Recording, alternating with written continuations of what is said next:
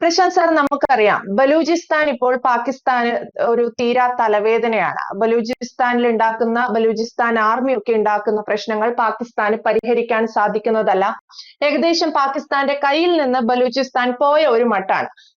പാകിസ്ഥാൻ നമുക്കറിയാം, general commander ഇപ്പോൾ field marshal ഒക്കെയായി പുതുതായി നിയമിതനായിരിക്കുന്ന നമ്മുടെ മുനീർ ഇനി ഇതാ അമേരിക്കയുടെ സഹായം തേടിയിരിക്കുന്നു ബലൂചിസ്ഥാനെ കീഴടക്കാൻ എന്നാണ് കേൾക്കുന്നത്.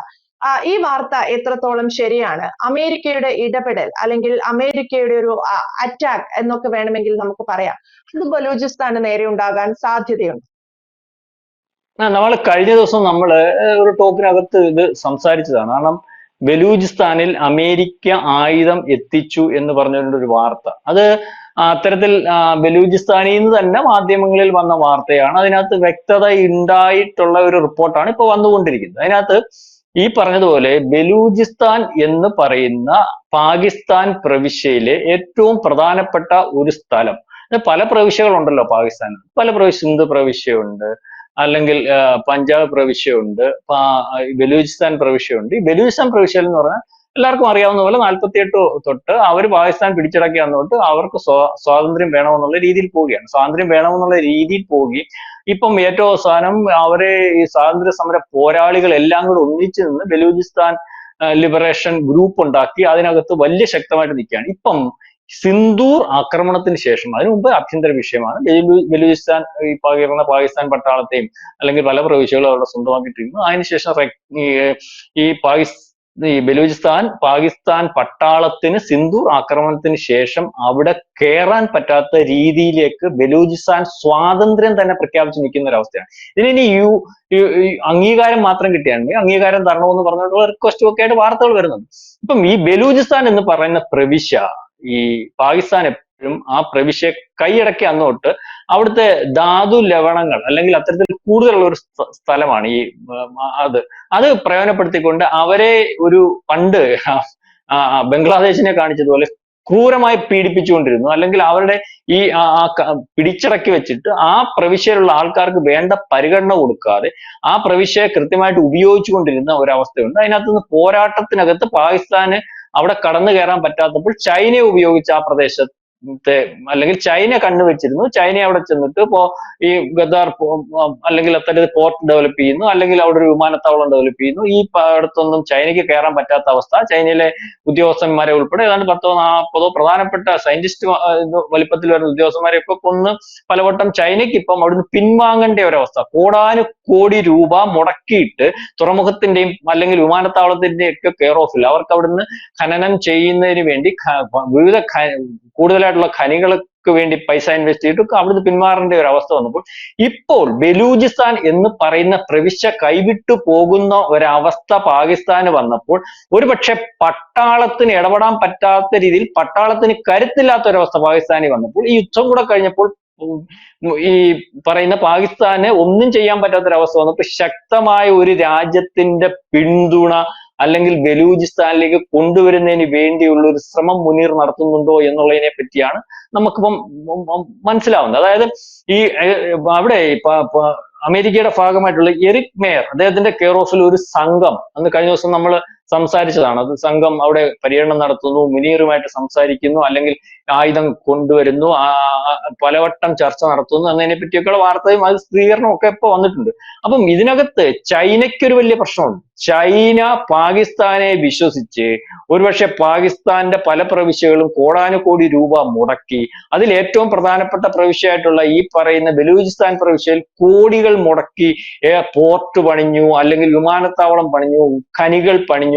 എന്നിട്ട് അവർക്ക് അവിടെ നിലനിൽപ്പില്ലാത്ത ഒരവസ്ഥ വരികയും അല്ലെങ്കിൽ ഏറ്റവും അവസാനം അവരെ തഴഞ്ഞുകൊണ്ട് പാകിസ്ഥാൻ പ്രധാനമന്ത്രിയെ മറികടന്ന് മുനീർ ട്രംപുമായിട്ടുള്ള ഒരു കരാർ ഉണ്ടാക്കി ഇരിക്കുന്നു എന്ന് വേണം നമുക്കറിയാം. ഈ കരാറിനകത്ത് വരുന്ന വലിയൊരു അപകടം പാകിസ്ഥാനുണ്ട്. പാകിസ്ഥാനും ചൈനയുമായിട്ട് നല്ല ബന്ധം. അമേരിക്കയും ചൈനയുമായിട്ട് നല്ല ബന്ധത്തിലാണ്. ഇത്തരത്തിൽ അമേരിക്ക ബലൂചിസ്ഥാനിൽ ഈ പാകിസ്ഥാൻ നോട്ടമിട്ടത് പോലെ ബലൂചിസ്ഥാനെ കൊള്ളയടിക്കുന്നതിന് വേണ്ടി അവിടെ വന്നിറങ്ങുകയും ഒരുപക്ഷെ ബലൂചിസ്ഥാനിൽ ഉള്ള പോരാളികളോട് ഞങ്ങൾ നിങ്ങളെ സഹായിക്കാം, പുതിയ രാജ്യം ഉണ്ടാക്കുന്നതിന് വേണ്ടി സഹായിക്കാം, അല്ലെങ്കിൽ സൈലന്റ് ടോക്കിൽ കൂടിയൊക്കെ അവിടെ കടന്നു കയറി അവിടെ നിന്ന് വീണ്ടും ഖനനമൊക്കെ നടത്തി അല്ലെങ്കിൽ ഇൻവെസ്റ്റ്മെന്റ് നടത്തി വലിയ വലിപ്പത്തിൽ ആ ബലൂചിസ്ഥാൻ മേഖല സ്വതന്ത്രമാകാതെ ഇരിക്കുന്നതിന് വേണ്ടി, അല്ലെങ്കിൽ ബലൂചിസ്ഥാനെ ഈ പറഞ്ഞ നമ്മൾ കച്ചവടം ചെയ്യുക എന്നുള്ള രീതിയിൽ തന്നെ ബലൂചിസ്ഥാനെ ചൈനയ്ക്ക് കച്ചവടം ചെയ്യാൻ ശ്രമിച്ച് പരാജയപ്പെട്ടപ്പോൾ ആ കച്ചവടം ഒരുപക്ഷെ ട്രംപിന്റെ കൈ കൊടുത്ത് അമേരിക്കയെ കൊണ്ട് കച്ചവടം ചെയ്യിച്ച് ആ സ്ഥലം സേഫ് ആക്കി വെക്കുന്നതിന് വേണ്ടിയുള്ള ഒരു കുതന്ത്രം മുനീർ പ്രയോഗിക്കുന്നു എന്നുള്ളത് നമ്മൾ സംശയിക്കേണ്ടത്. കൂടാതെ ഈ മുനീറിനിപ്പം ട്രംപുമായിട്ടൊരു ആത്മബന്ധം അല്ലെങ്കിൽ ഒരു ബിസിനസ് ബന്ധം, കാരണം ആ ക്രിപ്റ്റോ കറൻസി കമ്പനി ഈ പറയുന്ന മുനീറിന്റെ കെയർ ഓഫിൽ പാകിസ്ഥാൻ ഉള്ളതിനകത്ത് ഈ പറയുന്ന ട്രംപിന്റെ മകൾക്കും മരുമകനും വലിയ വലിപ്പത്തിൽ അതിനകത്ത് ഷെയർ ഉള്ളതും ആ ബിസിനസ് വളർത്തുന്നതിന് വേണ്ടി ഈ പാകിസ്ഥാനെ സഹായിക്കാൻ തയ്യാറായി നിൽക്കുന്ന ഒരു ട്രംപ് എന്നുള്ള രീതിയിൽ ഉള്ള വാർത്ത വലിയ വലിപ്പത്തിൽ വരുന്നുണ്ട്. അതിന് സഹായമാകുന്ന രീതിയിലേക്ക് ചില വർത്തമാനങ്ങൾ ട്രംപിന്റെ ഭാഗത്തു നിന്ന് ഉണ്ടാക്കുന്നുണ്ട്. ഈ ഒരു കാര്യത്തിനകത്ത് നമ്മൾക്ക് നേട്ടമാണ്. കാരണം നാളെ കാലത്ത് ഈ ബലൂചിസ്ഥാൻ എന്ന് പറയുന്ന പ്രവിശ്യ ചൈനയിൽ നിന്നും ഈ അമേരിക്കയുടെ കയ്യിലായി കഴിഞ്ഞാൽ നാളെ കാലത്തെ ഈ ഓരോ ദിവസവും ജിയോ പൊളിറ്റിക്സ് മാറ്റിക്കൊണ്ടിരിക്കില്ല, അമേരിക്കയുടെ കയ്യിലായിരിക്കും.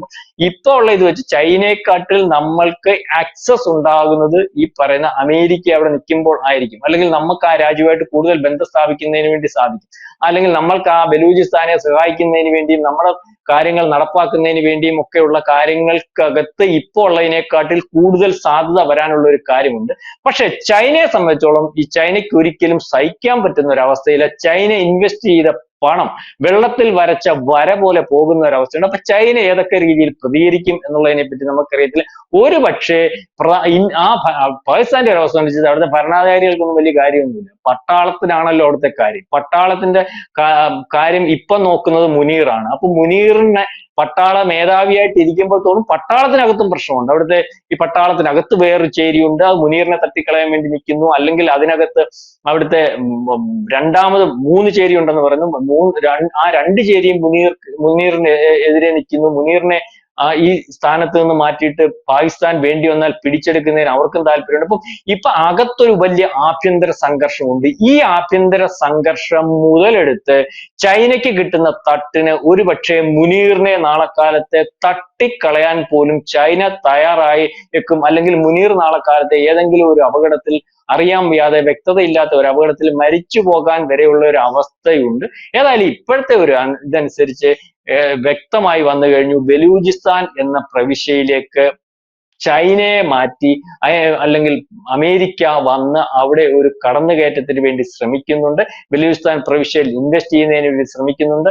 അതിനുവേണ്ടിയുള്ള ടോക്കുകൾ എറിക് മേയർ എന്ന് പറയുന്ന അമേരിക്കൻ നിന്നുള്ള ആൾ, അല്ലെങ്കിൽ അത്തരത്തിലുള്ള ഒരു സംഘം പലവട്ടം മുനീറുമായിട്ട് ചർച്ച നടത്തി പോകുന്ന ഒരവസ്ഥ.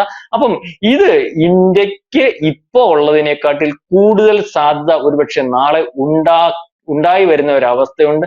ഈ പറയുന്നത് പോലെ നാളെ കാലത്തെ ബലൂചിസ്ഥാൻ സ്വതന്ത്രമാകുന്നതിന് വേണ്ടി ഇപ്പോ ഉള്ള നിലപാട് മാറ്റി, ട്രംപ് ഒന്നും അല്ലല്ലോ എല്ലാ കാലത്തും അമേരിക്കയുടെ പ്രസിഡന്റായിട്ടൊന്നും ഇരിക്കാൻ പോകുന്നത്. ട്രംപ് ഇപ്പൊ കൂടി വന്നാൽ 4 കൊല്ലം, അതിനുശേഷം വരുന്ന മാറ്റവും അതിനുശേഷം വരുന്ന ജിയോ പൊളിറ്റിക്സും ഒക്കെ വേറെ ആയിരിക്കും. ഇപ്പൊ ട്രംപ് ഇതിനു വേണ്ടി ശ്രമിക്കുന്നു. അതിന് ഏറ്റവും കൂടുതലായിട്ട് ട്രംപിന് സഹായം ചെയ്തു കൊടുക്കുന്നത് മുനീറാണ്.